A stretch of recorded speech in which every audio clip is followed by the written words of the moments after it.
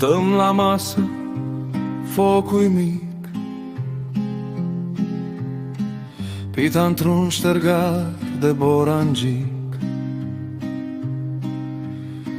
Vinul curge lin ca un oftat și se aude în fund un câine legat.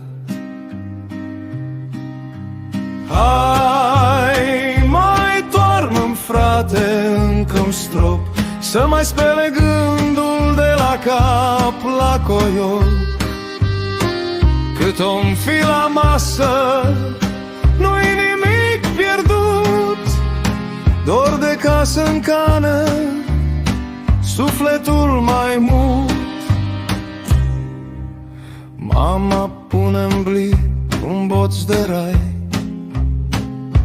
brânză, ceapă, sare din hășdăulai.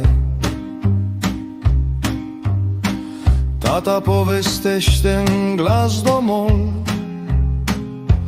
cum fu tânăr zmelul peste obor. Hai, mai toarnă-mi, frate, încă un strop, să mai spele gândul de la cap la coiol.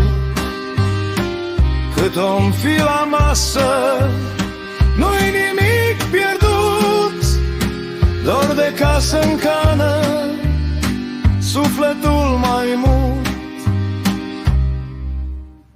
Afară bate vântul, nucul bătrân, aici la ulcior se oprește un plâns, că la fiecare gură de păhăr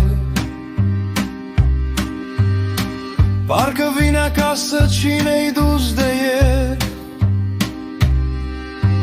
Hai, mai toarnă-mi, frate, încă un strop, să mai spele gândul de la cap la coiol.